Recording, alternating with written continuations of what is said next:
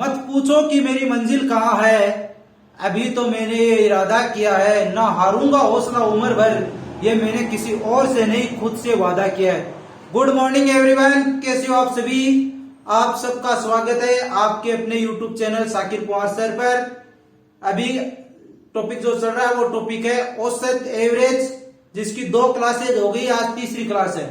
शुरू की क्लास में तो मैंने जनरल बातें बताई थी, प्रकार की क्लास में मैंने इंपॉर्टेंट, पर जो पिछली 2 क्लासेज हुई है उन दोनों क्लासों में मैंने जो क्वेश्चन कराए हैं वो क्वेश्चन एग्जाम में अक्सर पूछे जाते हैं। आज भी जो आपको क्वेश्चन कराऊंगा बहुत ही अच्छे क्वेश्चन कराऊंगा। लास्ट में एक क्वेश्चन में आपसे पूछूंगा, उस क्वेश्चन का आप ईमानदारी से आंसर देकर जाना। सब स्टूडेंट ईमानदारी से आंसर देना उस क्वेश्चन का, जिससे आपको पता चल जाए कि आज आपने क्लास में क्या पढ़ा है। तो आज का क्वेश्चन पढ़िए पहले, तो फिर उसका आंसर करना बताता हूं मैं आपको कैसे सोल्व करेंगे इस क्वेश्चन को। क्वेश्चन पढ़िए। एक विद्यालय के 360 विद्यार्थियों का औसत उम्र 12 वर्ष है। शिक्षकों का उम्र शामिल करने पर औसत उम्र 13 वर्ष हो जाता है। यदि शिक्षकों का औसत उम्र 33 वर्ष हो तो विद्यालय में शिक्षकों की संख्या ज्ञात कीजिए। क्या कह रहा है, देखिए क्वेश्चन में क्या कह रहा है, 360 स्टूडेंट है एक विद्यालय में, जिनकी औसत उम्र कितनी है, 12 वर्ष औसत उम्र है। अगर उनकी उम्र में शिक्षकों की उम्र को शामिल कर लिया जाए तो औसत उम्र वो कितनी हो जाती है, 13 वर्ष हो जाती है। कितनी हो जाती है, 13 वर्ष हो जाती है। यदि शिक्षकों की औसत उम्र 33 वर्ष हो तो बताइए शिक्षकों की संख्या कितनी है। तो इसे सोल्व करेंगे हम लोग मिश्रण पे, तो मिश्रण के नियम से पहले तो अनुपात निकालेंगे। अब देखो बहुत ही आसान तरीका है, बस आपको एक बार समझना है इसे। तो पहले देख लीजिए, ये लिख लिया हम लोगों ने विद्यार्थी,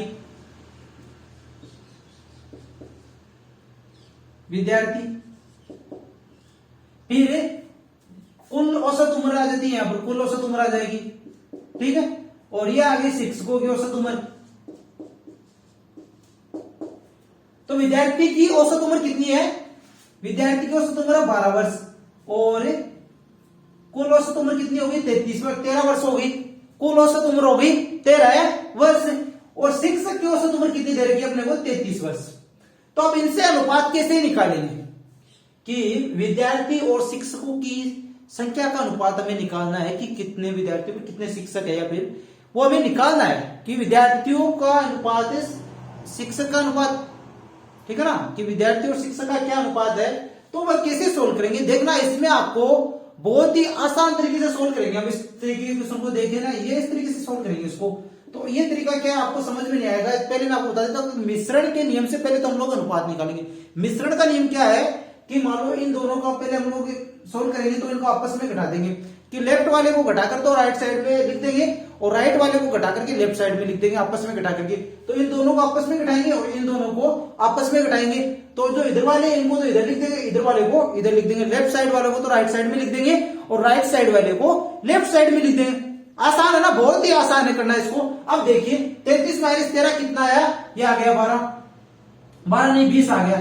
33 माइनस 13 कितना हो गया, 20 हो गया। 12 तो ये है ना, 33 माइनस 13 कितना हो गया, 20 अनुपात फिर कितना है, 13 माइनस 12 कितना है, 1। तो 20 अनुपात 1, ये क्या है, विद्यार्थी और शिक्षक का अनुपात है कि 20 विद्यार्थियों पर 1 शिक्षक है। तो टोटल विद्यार्थी कितने हैं, 360 है ना। तो मैं शिक्षकों की संख्या कैसे निकालेंगे वो देखना। शिक्षकों की संख्या, तो शिक्षक कितने, विद्यार्थियों की संख्या का 1/20 भाग है। शिक्षकों की संख्या कितनी है, विद्यार्थियों की संख्या का 1/20 भाग। ध्यान से देखना, यहां पर जो संख्या दी है वो हमें ओनली विद्यार्थियों की संख्या दी है, टोटल संख्या नहीं दी है शिक्षक और विद्यार्थियों को मिलाकर के, ओनली विद्यार्थियों की संख्या दी है। तो विद्यार्थियों की संख्या से शिक्षकों की संख्या कैसे निकाल सकती है, पता है कि विद्यार्थियों की संख्या शिक्षकों की संख्या से कितनी गुना है, 20 गुना ज्यादा है। तो शिक्षकों की संख्या विद्यार्थियों की संख्या कितनी गुना है, 1/20 गुना है। 1/20 भाग है ना, विद्यार्थियों की संख्या की शिक्षकों की संख्या विद्यार्थियों की संख्या की 1/20 भाग है। तो वो देख लीजिए 1/20 गुणा 360 भाग दिया, ये हो गया 18। तो ये आ गए 18 शिक्षक। तो विद्यालय में कितने शिक्षक है, विद्यालय में 18 शिक्षक है। समझ गए, किसी भी तरह करके आपको कोई भी प्रॉब्लम नहीं हुई। और टेलीग्राम चैनल को भी ज्वाइन कर लीजिए आप लोग, जिसकी लिंक वीडियो के डिस्क्रिप्शन में दी हुई है, जहां पर मैं आपको जो टॉपिक कंप्लीट होता है पीडीएफ नोट्स प्लस क्वेश्चन आपको करने के लिए, घर पर क्वेश्चन करने के लिए आपको वहां पर प्रोवाइड करा देता हूं टेलीग्राम चैनल पर। तो आप उस टेलीग्राम चैनल को भी ज्वाइन कीजिए, समझ गए। और साथ ही साथ आप लोग जो लास्ट में क्वेश्चन में आपसे पूछता हूं उस क्वेश्चन का ईमानदारी से आंसर दीजिए। उम्मीदों की समा को कभी बुझने ना देना, उम्मीदों की समा को कभी बुझने ना देना, एक जुगनू ही काफी है उजाले के लिए। उम्मीदों की समा को कभी बुझने ना देना, एक जुगनू ही काफी है उजाले के लिए। तो नेक्स्ट क्वेश्चन कीजिए। ये क्वेश्चन तो आपके अच्छी तरीके से समझ में आ गया होगा। अब नेक्स्ट क्वेश्चन कीजिए कि वो कौन से तरीके का क्वेश्चन है, वो आप सोल्व कीजिए, मैं आपको करके बता देता हूं। तो नेक्स्ट क्वेश्चन लिखिए, देखिए, पढ़ो क्वेश्चन पढ़ो। किसी परीक्षा में 600 विद्यार्थी शामिल हुए जिनका औसत प्राप्तांक 60% है। यदि पास होने वाले एवं फेल होने वाले विद्यार्थियों का औसत प्राप्तांक क्रमशः 70% एवं 40% हो, तो बताइए परीक्षा में कितने विद्यार्थी पास हुए। तो बताइए कि परीक्षा में कितने विद्यार्थी पास हुए। 600 तो कुल विद्यार्थी है और जो औसत प्राप्तांक कितना है वो है 60%। पास होने वाला का औसत प्राप्तांक कितना है 70%। फेल होने वाला का औसत प्राप्तांक कितना है 40% है। अब हमें यह बताना है कि पास होने वाले विद्यार्थी कितने हैं। टोटल विद्यार्थी कितने हैं 600 है। तो पहले तो पास होने वाले और फेल होने वाले विद्यार्थियों का अनुपात निकाल लीजिए। निकालोगे तो देख लीजिए ये हमारे पास है पास होने वाले हैं और ये कुल जो विद्यार्थियों का कुल प्राप्तांक आ गया, कुल औसत प्राप्तांक आ गया, और ये फेल होने वालों का, ये फेल होने वालों का। तो पास होने वालों का कितना है 70% है और कुल कितना है हमारे पास 60%। कुल हमारे पास कितना प्राप्तांक है औसत प्राप्तांक 60% और फेल होने वालों का कितना है 40%। अब इसमें मिश्रण का नियम यूज कर लीजिए। बार अभी पहले थोड़ी देर पहले हम लोगों ने किया था वही यूज कर लीजिए, फिर उससे अनुपात निकाल लीजिए। तो ये लेफ्ट साइड वालों को राइट साइड में लिख दीजिए, राइट साइड वालों को लेफ्ट साइड में लिख दीजिए घटा करके। तो ये घटाएंगे 60 माइनस 40, तो ये कितना आ जाएगा, ये आ जाएगा 20। 70 माइनस 60 कितना आ जाएगा, ये आ जाएगा 10। तो 20 अनुपात 10 से मतलब है इनको आगे सोल्व करेंगे तो कितना आ जाएगा 2 अनुपात 1।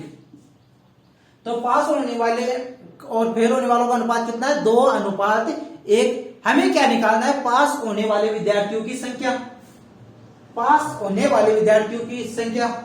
तो ये निकाल लीजिए आप लोग, पास होने वाले विद्यार्थियों की संख्या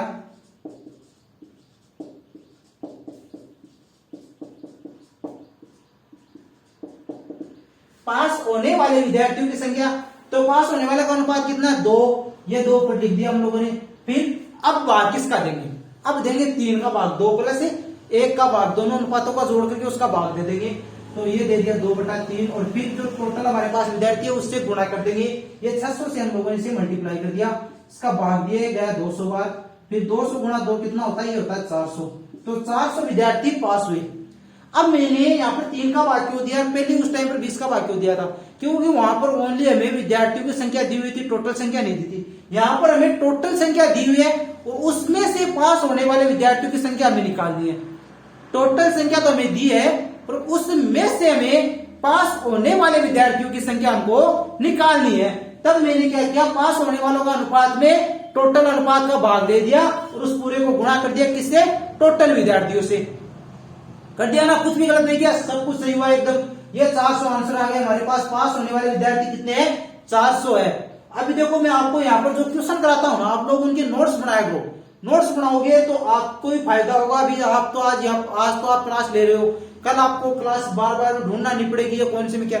खुद आप नोट्स बनाओगे टॉपिक वाइज, तो नोट्स से आप अच्छी तरीके से पढ़ पाओगे कि सर ने उस दिन ये सब करवाया था, तो आप लोग वहां पर सोल्व कर लोगे। अब देखो इसका तरीका अगर आपके समझ में आ जाएगा, तरीका भी आप लिख लोगे नोट्स के अंदर, तो आपको अच्छी तरीके से समझ में आ जाएगा। समझ रहे हो आप, तो नोट्स बनाया करो। और जो क्वेश्चन मैं आपसे पूछता हूँ उसका ईमानदारी से आंसर दिया करो। तो मेरे को बहुत अच्छा लगता है जब कोई स्टूडेंट आंसर देता है। वहां पर कैसे पता चलता है कि ये स्टूडेंट इसने पूरा वीडियो देखा है, पूरा लेक्चर देखा है और इसने लास्ट के अंदर आंसर दिया है सही से, क्योंकि जो ईमानदारी से पूरी क्लास अटेंड करता है वो सही से आंसर देता है, क्योंकि मैं कुछ बाहर से तो पूछता ही नहीं, जो आज आपको पढ़ाया उसी में से आपको पूछता हूँ।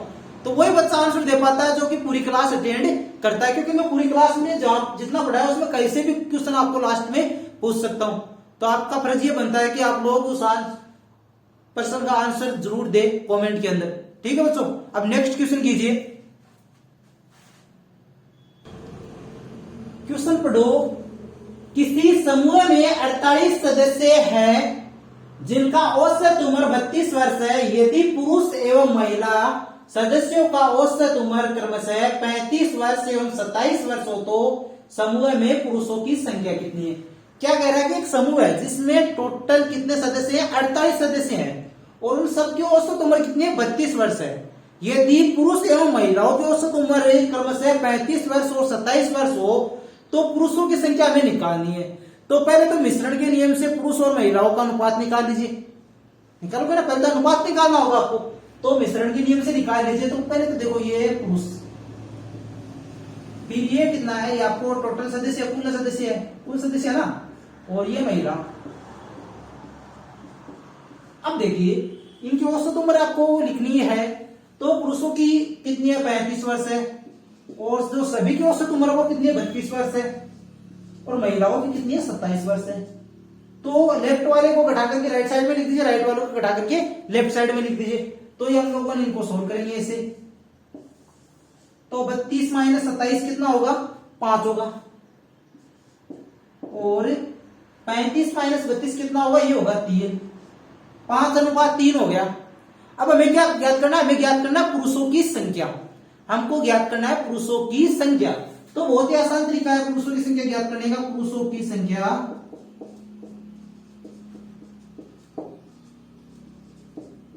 पुरुषों की संख्या, तो पुरुषों का अनुपात कितना है? 5।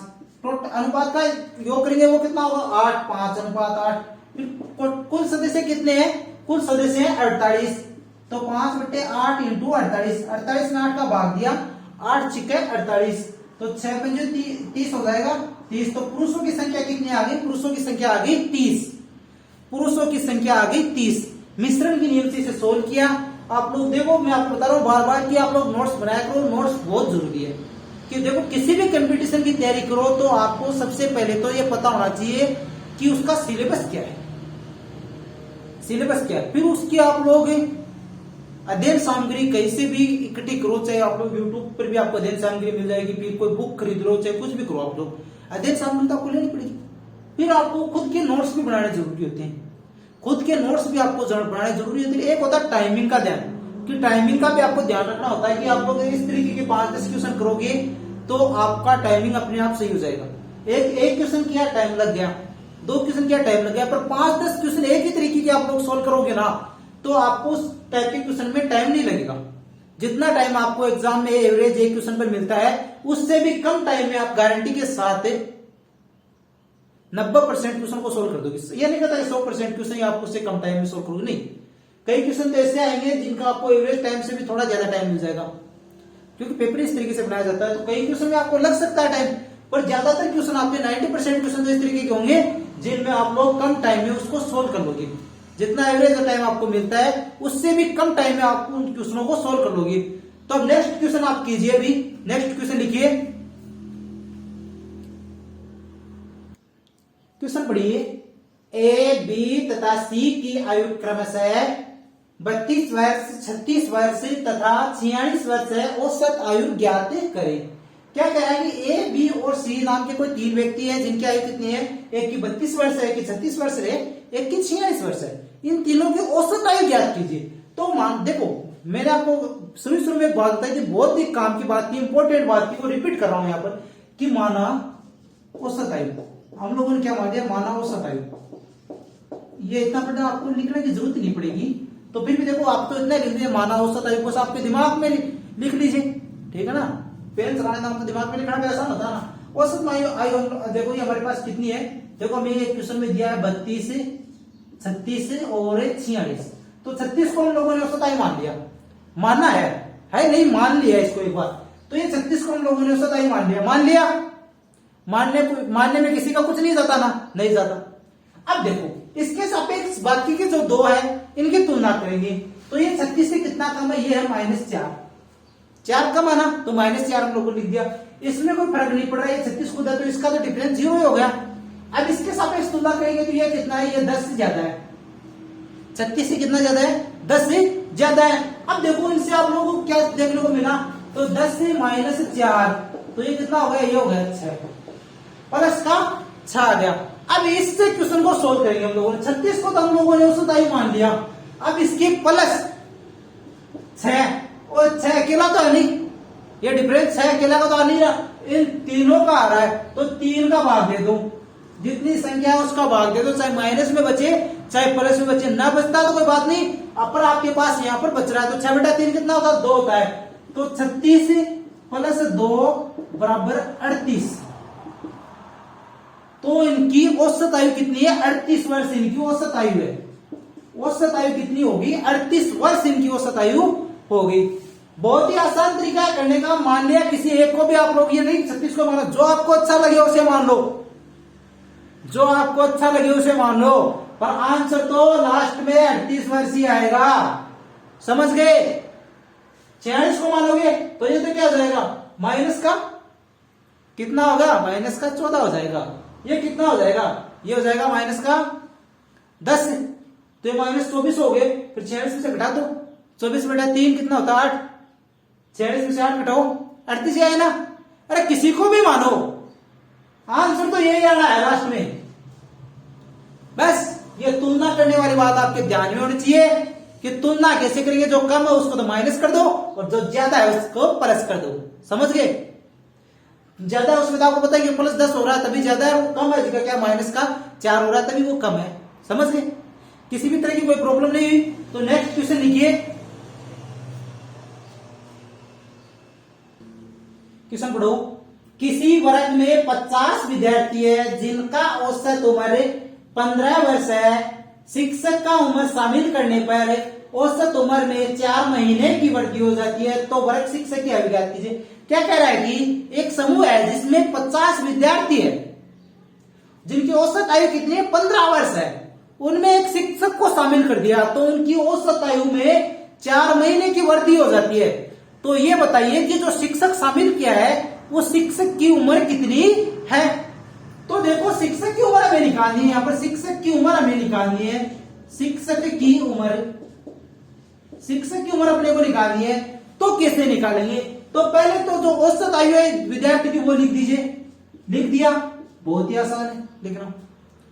फिर कितनी वृद्धि हो रही है, 4 महीने की वृद्धि हो रही है। ये 4 को साल में चेंज करेंगे महीने को, तो 12 का इसमें भाग दे दिया। अब देखिए आगे जो मेन बात है वो टोटल विद्यार्थी कितने, 50 विद्यार्थी टोटल है। एक शिक्षक इनमें जुड़ गया, एक शिक्षक इनमें जुड़ गया तो कितने हो गए, 51 हो गए ना। तो इसको 51 से गुणा किया, मैंने इसे 51 से क्यों गुणा किया, 15 से नहीं 51 से गुणा करेंगे इसे, 51 से गुणा करेंगे। 15 तो यहाँ पर ना औसत आयु है तो यहाँ पर लिख दिया, 51 से इसे गुणा करेंगे। 51 से क्यों गुणा करेंगे कि टोटल कितने हो गए, 51 जने हो गए, तो सबकी आयु में कितनी कितनी वृद्धि हो गई। सबकी आयु में तो है ना 51 है, 51 की 51 में सबकी आयु में वृद्धि होगी कितने, 4 महीने की। तो 51 से मल्टीप्लाई करेंगे 4 महीने को। अब वो 4 महीने को 51 से मल्टीप्लाई करके उसको औसत उम्र में जोड़ देंगे तो शिक्षक की उम्र हमें मिल जाएगी, समझ रहे हो। तो ये 15 तो ही, तो 15 प्लस, तो इसको सोल्व करेंगे तो 3 और 17 34 17 की 51 17, तो 15 प्लस 17 बराबर 32 वर्ष। तो शिक्षक की आयु कितनी है, 32 वर्ष है। शिक्षक की आयु कितनी है, 32 वर्ष है। निकाल सकते हो, किसी भी तरह की आपको प्रॉब्लम नहीं होगी। ये सूत्र आपके लिए बेस्ट एंड बेस्ट रहेगा, ये सूत्र आपके लिए बेस्ट एंड बेस्ट रहेगा, एकदम सबसे बेस्ट रहेगा ये। बस छोटी सी बात है, कोई ज्यादा बड़ी बात तो ही नहीं है। आप लोग घबराते हो, घबराना नहीं, बस करना क्या आपको, जो विद्यार्थी की औसत आयु दी है उसमें जो वृद्धि होती है उस आयु को टोटल विद्यार्थियों की संख्या में 1 जोड़ करके उससे मल्टीप्लाई कर दो। वृद्धि को टोटल विद्यार्थियों की संख्या में 1 जोड़ करके उससे मल्टीप्लाई कर दो और फिर उसे औसत आयु में जोड़ दो, शिक्षक की आयु आपको मिल जाएगी। नेक्स्ट क्वेश्चन और कराता हूं मैं आपको, करिए। नेक्स्ट क्वेश्चन लिखिए, क्वेश्चन पढ़िए। जाती है जब एक परिणाम में 3 की वृद्धि हो जाती है। 33 के लिए 3 की वृद्धि। 11 परिणामों के औसत में 3 की वृद्धि हो जाती है जब एक परिणाम 68 के स्थान पर नया परिणाम शामिल कर लिया जाता है तो नया परिणाम ज्ञात कीजिए। क्या कह रहा है कि 11 परिणाम है, उनके औसत में 3 की वृद्धि हो जाती है जब 68 के स्थान पर नया परिणाम शामिल कर लिया जाता है तो नया परिणाम ज्ञात कीजिए। नया परिणाम अपने को ज्ञात करना है, बहुत ही आसान है ज्ञात करना। किसके स्थान पर चेंज कर रहे हैं उसे? 68 के स्थान पर चेंज कर रहे हैं, तो ये 68 तो हम लोगों ने लिख दिया। टोटल परिणाम कितने हमारे पास? 11। और कितने की वृद्धि हो रही है? 3 की वृद्धि हो रही है, तो ये गुणा कर दो। 3 गुणा 11, 68 प्लस 3 गुणा 11, तो 68 प्लस 33 बराबर 101। नया परिणाम क्या है? 101 है। 68 की जगह 101 को शामिल किया तब जाके सब में 3 की औसत आए, सबकी औसत में 3 की वृद्धि हो गई। क्या कह रहा है? 11 परिणामों के औसत में 3 की वृद्धि हो जाती है जब एक परिणाम 68 के स्थान पर नया परिणाम शामिल कर लिया जाता है तो नया परिणाम ज्ञात करे।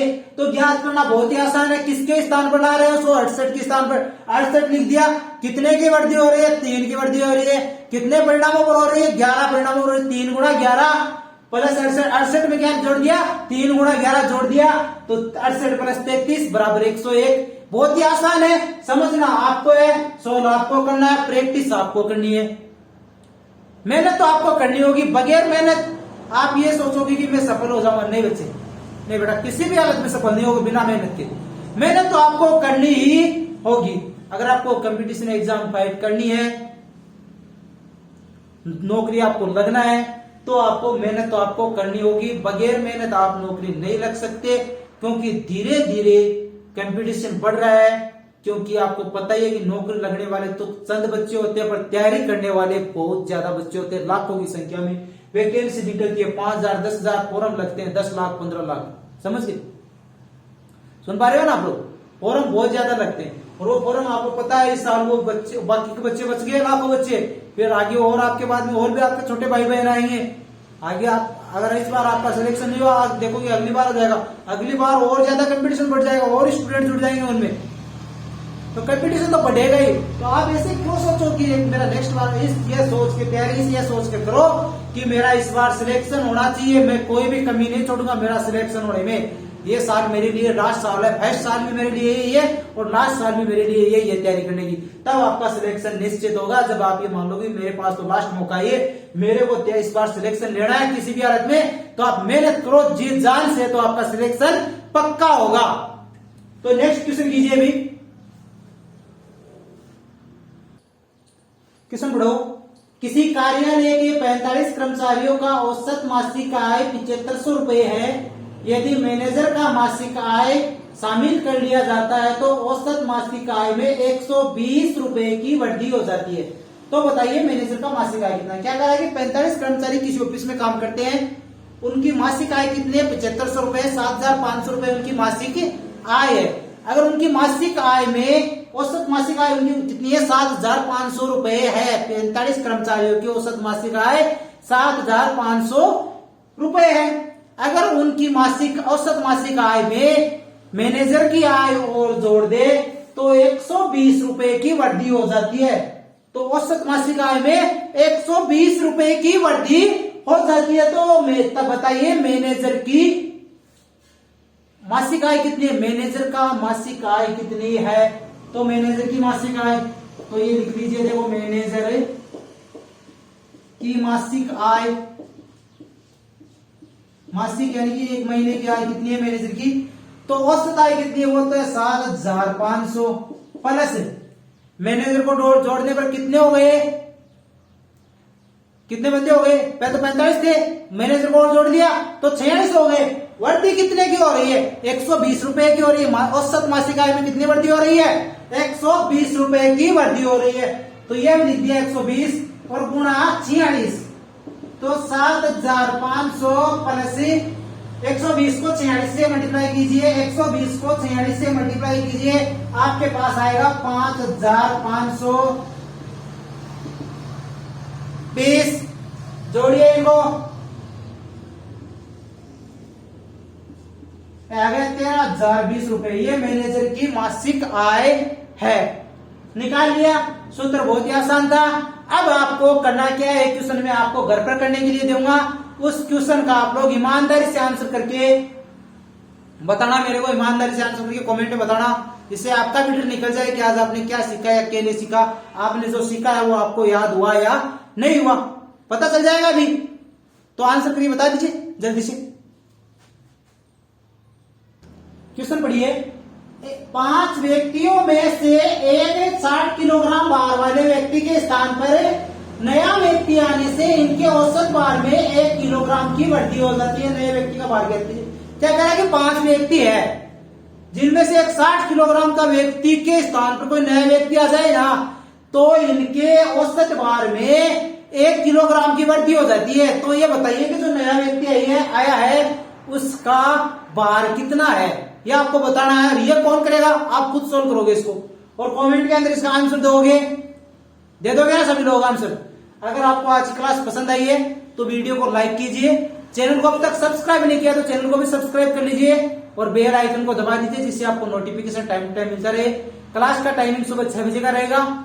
आपके दोस्तों के साथ भी शेयर कीजिए इसे, और कमेंट के अंदर आंसर तो आप दोगे सोल्व करके, इसको दोगे ना। और किसी भी तरह की प्रॉब्लम हो तो वो भी बता देना, आंसर देना इसका कमेंट के अंदर सोल्व करिए सब बच्चे। मैं देखता हूं कौन कौन आंसर देता है और कौन आंसर नहीं देता है। मिलते हैं फिर कल सुबह 6 बजे, यही टाइम रहेगा हमारा, 6 बजे का ही।